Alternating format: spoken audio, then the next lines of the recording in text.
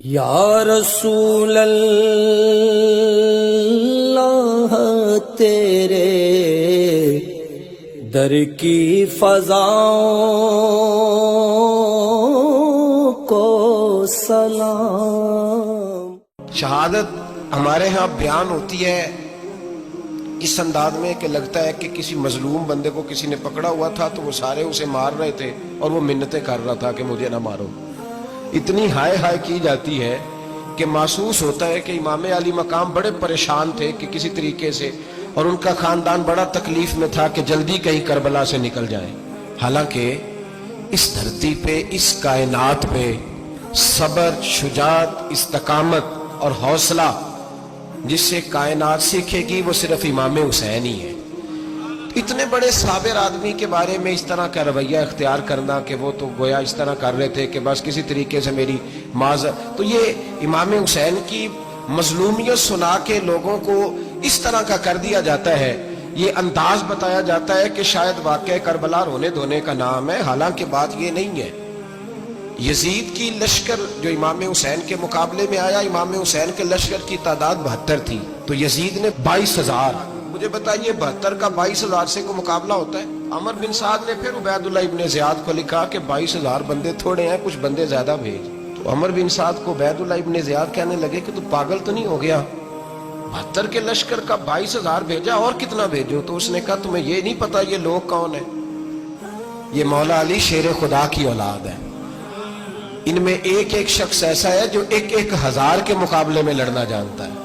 تو یہاں کمزوری دکھائی جاتی ہے، ہمارے بچے سمجھنے لگے ہیں کہ یہ شاید کوئی ایسی داستان ہے، اور اس طرح کا ماحول ٹی وی پہ میں دیکھ رہا تھا، اس طرح کا ماحول بنایا جاتا ہے جیسے کوئی خوف ہے، یعنی واقعہ کربلا کوئی ایسا واقعہ جسے دیکھ کے خوف طاری ہو جائے، بچے راتوں کو ڈرے، وہ اکیلے درخت دکھائے جا رہے ہیں اور تیر دکھائے جا رہے ہیں۔ وہ یار کیا قوم کی تربیت کر رہے ہیں؟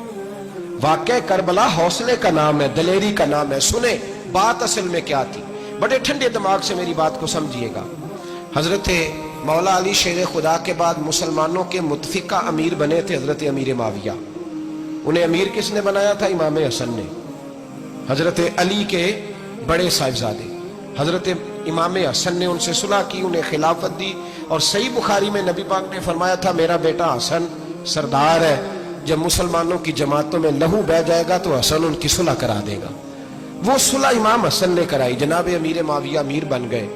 حضرت امیر معاویہ رضی اللہ تعالیٰ عنہ بڑا پیار کرتے تھے نبی پاک سے، بڑا احترام کرتے تھے حضور کے خاندان کا۔ ان کی جو اجتہادی خطائیں ہیں وہ اپنی جگہ پہ موجود ہیں، چونکہ امام حسن نے ان سے صلح کر لی، لہذا ہم بھی ان کے بارے میں کوئی جملہ کہنے کے مجاز، ہماری مجبوری امام حسن ہے، اس لیے کہ جسے امام حسن صحیح کہے پھر امام حسن کے ماننے والے کو اسے غلط نہیں کہنا چاہیے۔ حضرت امیر معاویہ رضی اللہ تعالیٰ عنہ کا جب وصال ہوا تو حضرت امام حسن پہلے ہی ان سے وصال کر گئے، آپ کو زہر دے دیا کہ آپ شہید ہو گئے۔ امام حسین موجود تھے، تو یزید کے بارے میں لوگوں نے کہا جناب امیر معاویہ سے کہ یہ ٹھیک ہے، مناسب ہے، اور بہادر ہے، دلیر ہے، وہ جو ہوتے ہیں نا خوش آمدی ٹولہ۔ تو حضرت امیر معاویہ کے گرد بھی کچھ ایسے لوگ تھے، انہوں نے آپ سے کہا کہ یزید کو نامزد کر دیں، تو آپ نے یزید کو بلایا، حوالہ مجھ سے دیکھ لیجئے گا، بلا کے فرمایا کہ 3 بندوں کے سامنے اپنی خلافت پیش کرنا، اگر وہ تجھے مان جائیں تو امیر بن جانا، نہ مانے تو چپ کر کے گھر بیٹھ جانا۔ وہ 3 بندے کون ہیں؟ جناب عبداللہ ابن عباس، حضرت عبداللہ بن زبیر، اور امام حسین رضی اللہ تعالیٰ عنہ۔ یہ وصیت فرمائی جناب امیر معاویہ۔ حضرت امام حسین کی وہ شخصیت تھی کہ مشکات میں حدیث ہے، نبی پاک صلی اللہ تعالیٰ علیہ وسلم کی چچی جناب ام فضل صبح صبح گھبرائی حضور کی بارگاہ میں آئیں، عرض کی یا رسول اللہ صلی اللہ علیہ وسلم آج میں نے عجیب خواب دیکھا ہے، میں ڈر گئی ہوں۔ حضور نے فرمایا چچی کیا دیکھا؟ عرض کی حضور میں نے دیکھا ہے کہ آپ کے وجود کا گوشت کا ایک ٹکڑا کٹ کے میری جھولی میں آ گیا ہے۔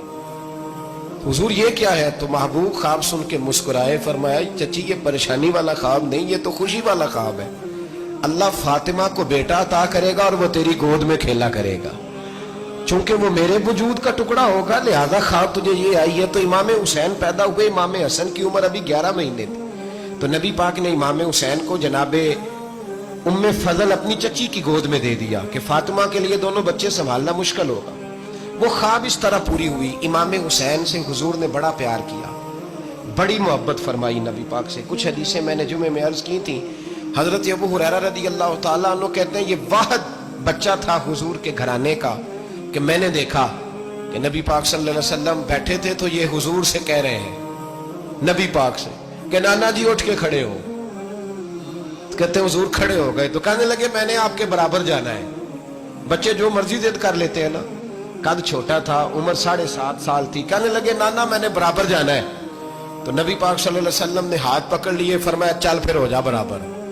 तो हजरत अबू हुरैरा कहते हैं उन्होंने हुजूर ने हाथ पकड़े, ऊपर खींचा तो इमाम हुसैन ने पहले अपने पैर हुजूर के घुटनों पे रखे, फिर नबी पाक के सीने पे रखे, और जब उनका कद सर थोड़ा सा हुजूर से ऊंचा हो गया तो महबूब फरमाने लगे चल बस कर, तूने तो कहा था आपके बराबर होना है, तू तो ऊपर निकल गया है, चल बस कर। फरमाते फिर इमाम हुसैन ने जुबान बाहर निकाली तो महबूब उनकी जुबान चूसने लगे, फिर साथ लिटा लिया और उन्हें सूंघने लगे। तो मैंने अर्ज की हुजूर आप हुसैन को सूंघते क्यों हैं? तो फरमाया अबू हुरैरा मुझे हुसैन के वजूद से जन्नत की खुशबू आती है, मुझे हुसैन के वजूद से जन्नत की। एक दिन हुजूर गुजर रहे थे। असल इस तरह था कि ये नबी पाक का हुजरा था। जिन लोगों को अल्लाह ने मदीने की जियारत कराई है वो जान सकते हैं नबी पाक का हुजरा था। तो हुजूर के हुजरे की इस जानिब यानी मस्जिद की जो बिल्कुल सीध है उसकी बैक में सैयदा फातिमा रहती थी। तो हुजूर अक्सर ना नमाज के लिए जब निकलते तो हजरत फातिमा के हुजरे के पास से होकर दोबारा मेहराब में जाते। महबूब हुजरे के पास से गुजरे तो इमाम हुसैन रो रहे थे। तो हजरत फातिमा ने किसी बात में झिड़क दिया तो इमाम हुसैन रोने लगे। तो नबी पाक नमाज के लिए गए तो वापस लौट आए और वापस तशरीफ लाके कहा फातिमा हुसैन को क्या हुआ? अर्ज की या रसूलल्लाह तंग कर रहे थे, मैंने डांट दिया है। क्या खूबसूरत जुमले हैं हदीस पाक में। सरकार ने फरमाया फातिमा इसको हुसैन को ना रोने न दिया कर, ये जब रोता है ना तो मेरे दिल को तकलीफ होती है। तो बीबी साहब कहती हैं ये हुक्म आया नबी पाक का मेरे नाम, फिर मैंने डांटना छोड़ दिया। ये उनके फजाइल थे कम, उनकी तरबियत खुद नबी पाक ने फरमाई, खुद ड्यूटी। मैं किसी मंतक का मैं अब तो अल्लाह ताला माफ करे, पहले हम लोगों को कहते थे फलानी मजलिस में ना जाना फलानी, अब तो मुसीबत बन गई है, जाने की जरूरत नहीं, हर शय मोबाइल में आ गई। मुझे भेजते हैं, कहते हैं हजरत साहब ये जरा सुनना, ये जरा सुनना।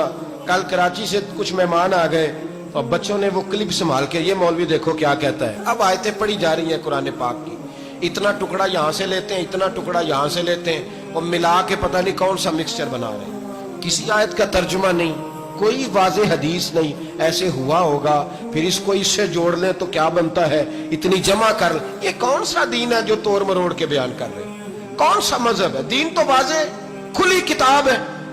अब हमारा ये शौक है, हम हर तमाशा देखना चाहते हैं, हम अपने लोगों की कदर नहीं करते और बड़ी बड़ी दूर जाके हम गलत मामलात में जाते हैं, फिर ज़हन हमारे शकूक का शिकार होते हैं। हमें समझना चाहिए कोई ऐसी किसी दलील की जरूरत नहीं है। जब उनके वाज़े चीजें उनकी किताबें में मौजूद है, हदीस में मौजूद है, कुरान मजीद में उनके फजाइल खुल के मौजूद है, तो दूर जाने की क्या जरूरत। हुजूर उनकी ट्रेनिंग कराते थे। पहली बात तो यह है कि नबी पाक ने दुआ मांगी थी, या अल्लाह मेरे घर वालों को ज्यादा रोजी ना देना, इन्हें एक वक्त रोटी देना, एक वक्त की भूख देना। ये जो 10 दिन करबला में उन्हें टेंशन नहीं ना हुई, उन्हें आदत थी फाका करने की, उन्हें 3-3 दिन वसली रोजे रखने की आदत थी, पहली बात। दूसरा ये कि जिहाद की तरबियत हुजूर खुद कराते थे। हजरत फातिमा ज़हरा कहती मैं पर्दे के पीछे देख रही थी, नबी पाक ने इमाम हसन और हुसैन से फरमाया चलो मेरे सामने कुश्ती लड़ो। तो दोनों हजरात आपस में जब कुश्ती लड़ने लगे तो नबी पाक ना इमाम हसन को कहते हैं हसन हुसैन को टांगों से पकड़ो, हसन हुसैन को पीछे से पकड़ो। जब नबी पाक बार बार इमाम हसन को बता रहे थे तो सैयदा पीछे से बोल पड़ी, कहने लगी या रसूलल्लाह आप छोटे को बताए, आप बड़े को बता रहे हैं। बड़ा तो पहले 11 महीने बड़ा है, तो आप छोटे को बताए बड़े को बता रहे। तो फरमाया फातिमा तू चुप करना, जो मैं देख रहा हूं तू नहीं ना देख रही, एक को मैं बता रहा हूं दूसरे को जिब्रील अमीन बता रहे हैं। तो ये हुजूर ने अपने सामने उनकी तरबियत की ट्रेन।